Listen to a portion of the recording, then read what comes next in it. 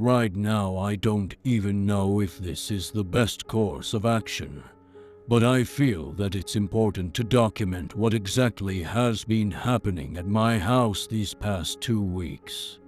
I'm quite honestly terrified. However, I don't think I can go to the police or my friends with this information. My mom and I live in a simple 2-story house.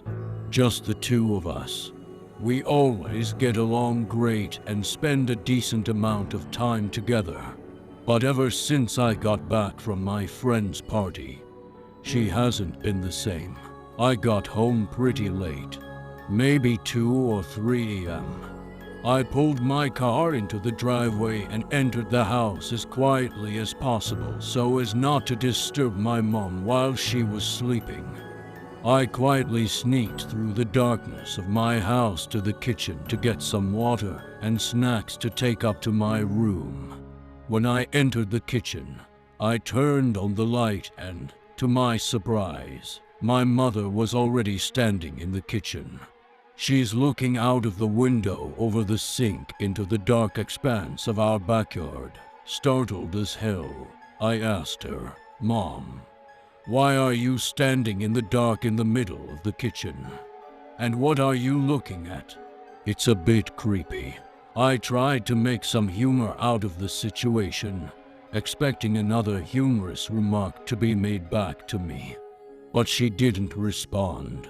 From where I was standing, I was unable to see her face as she was looking out of the window. It was hard to get a read of the situation and what exactly was going through her mind.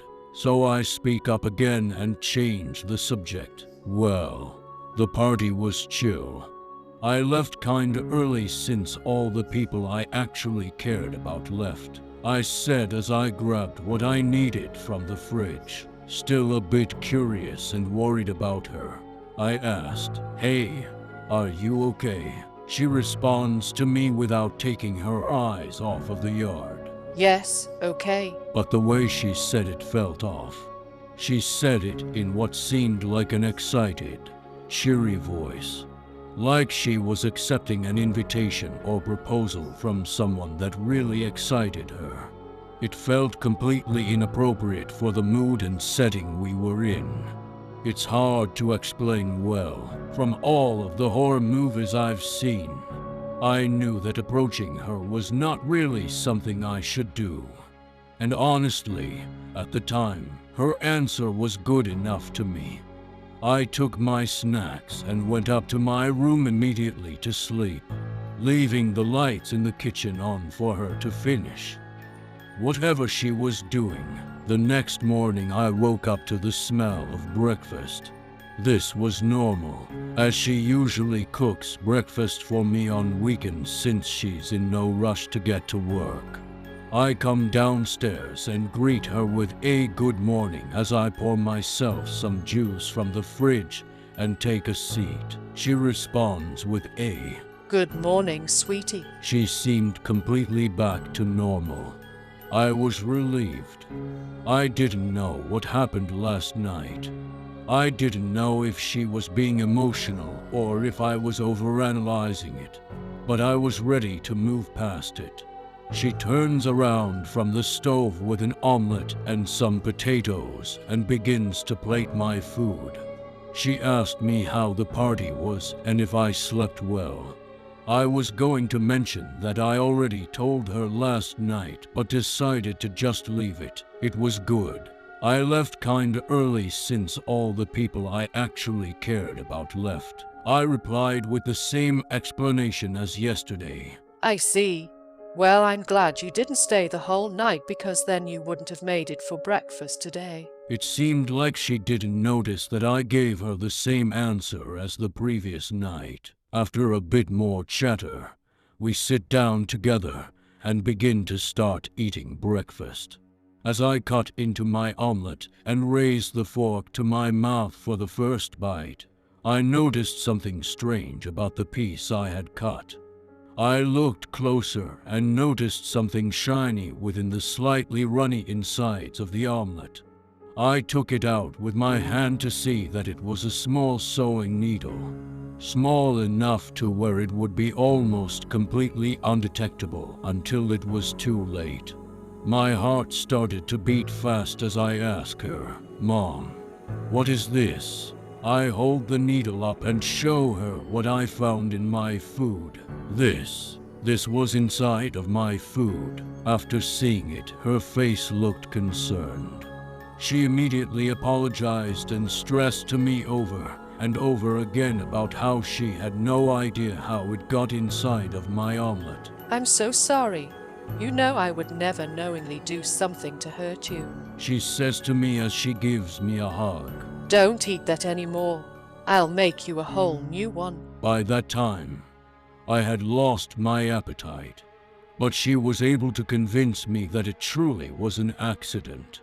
I honestly started to feel a little bad for even humoring the idea that she did it on purpose. It was just such a strange occurrence that I had to wonder if there was any malicious intent behind it. The rest of our day continued normally. We laughed a lot, watched some of our favorite movies, gossiped, and then ended our long day with our usual good night. I went to bed that night at around 1:30 p.m. When I was a little kid, I was deathly afraid of the dark. So, my mom bought 2 nightlights and put one in my room and one in the hallway. While I don't use one in my bedroom anymore, we for some reason have always continued to leave one in the hallway. I guess we were just used to it being there and never had a reason to not have it there. Later on in the night, I woke up thirsty and drank from the glass of water on my dresser next to my bed. In the process of doing so, I noticed something odd. Under my door, I could see the familiar glow of the nightlight. However, the glow was being partially covered by a shadow. I could tell that someone was standing right outside of my door. This was unnerving enough to make me do absolutely nothing but stare for 1-2 minutes. The shadow never shifted, not even slightly. After some time, I called out towards the door, "Mom," without hearing any response. I see the shadow begin to move slowly and quietly back towards the direction of my mother's room. The next morning, I came downstairs to breakfast again, slightly tired. After the shadow incident, I was unable to sleep well for the rest of that night. I couldn't shake the feeling that I was constantly being watched. Immediately, I asked about it. "Mom, were you outside of my room last night?" At like 3 a.m., ignoring my question, she says to me, "Remember when you were younger and you would let me brush out the curls in your hair? We should try that again. Come on." She beckons me towards the kitchen sink that was already slightly filled with water. I noticed some conditioner and a brush on the counter as well. At this point, I was reluctant. After weighing the evidence of what has happened to me since the night of the party, I think anyone would be reluctant. But somewhere in me, it felt ridiculous to imagine that my mom was suddenly an enemy. I figured that I was overreacting and decided to let her take care of my hair. I sat down, leaned back and put my head over the sink, looking up at her and the ceiling as she began to condition and detangle all of the knots I had in my curly hair. I had forgotten how good it felt to have my hair maintained by someone. After about 25 minutes of conditioning and talking about random stuff to pass the time, she tells me it's time to finish up. I felt my hair and was surprised with how smooth and hydrated it felt. She began to rinse my hair with the spray nozzle of the sink. After rinsing most of it, she tells me to stand up and put my head face first into the sink so that she can finish the last bit of rinsing on the back of my head. We continued our conversation as she rinsed my hair.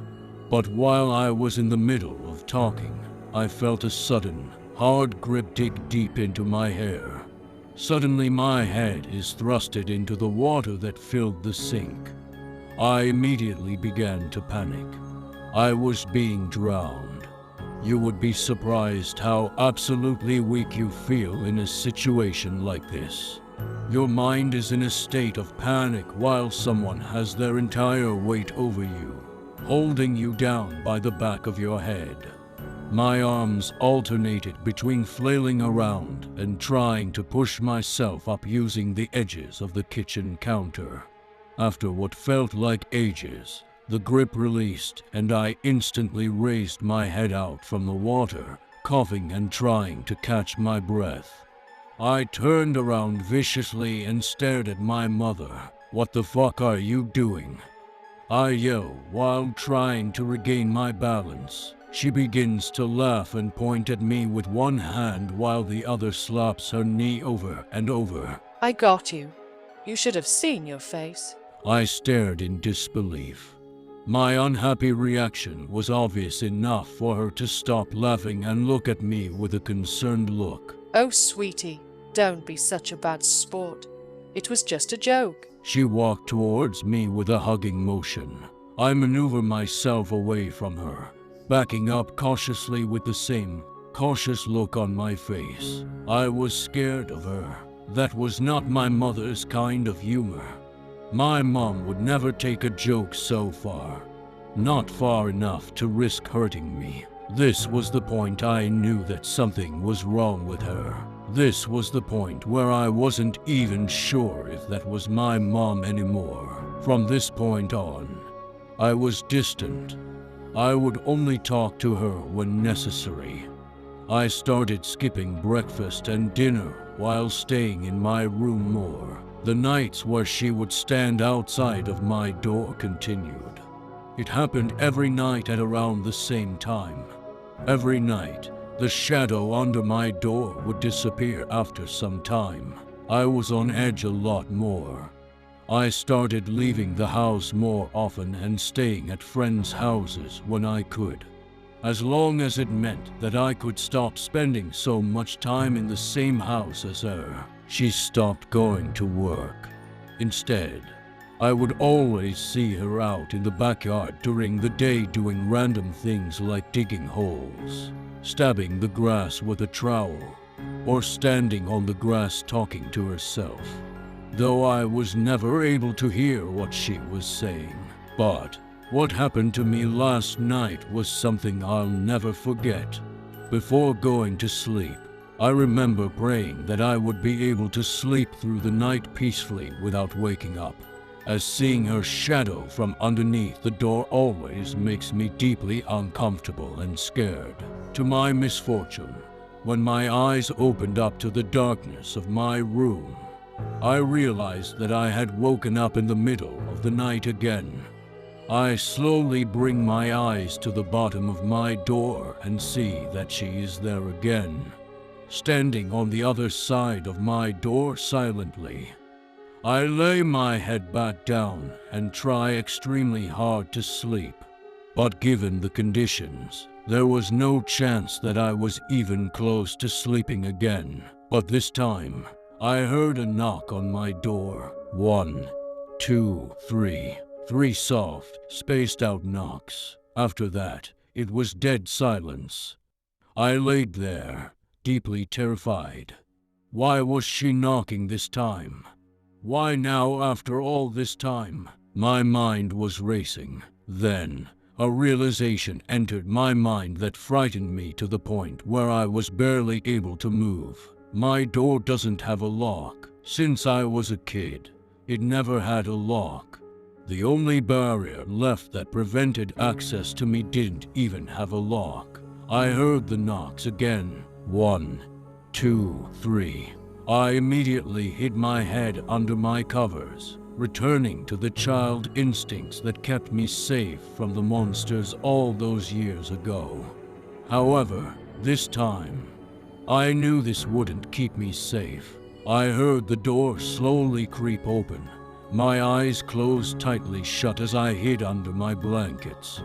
I listened for footsteps entering my room, preparing myself for the worst. But there were no footsteps. Did she give up? Did she open the door and just leave? Is she still standing there now? All of these thoughts crossed my mind. Not knowing the answer was only scaring me even more. I laid under my blankets and listened. I listened for what felt like 5 minutes.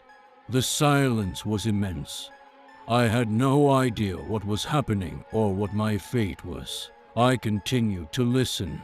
Silence. Then, I heard a flurry of pitter-patter. It was going inhumanely fast, and I could hear the sound of contact being made with the floor, and then the walls, and then the ceiling. It was all around my room. My heart sank. My eyes were closed so tightly shut that it physically hurt. Is she on all fours? Is she just running that fast on her feet? How is she going around my room like that? Is this where I die? These were the last thoughts I had before I lost consciousness. I don't know if it was induced by a panic attack or stress or what, but I do know that I'm mostly glad that it took me out of that moment. I woke up the next morning to everything in my room knocked over and in disarray. It was nowhere in sight. Did it leave? Is it in the house still? I still do not know. After finally getting the courage to leave my bed, I was able to get a chair and prop it up against my door as I typed this. I don't know who I should talk to or where I should go, but I do know that I will not be staying another night here. I haven't heard any noise from within my house since waking up. I'm posting this here because I have a feeling that this is the only place where people will believe what is happening to me. I'm going to take the chair off of the door and make a run for it. I still haven't heard anything outside of the door, so the coast seems clear. I will make it out of here, and I will never come back.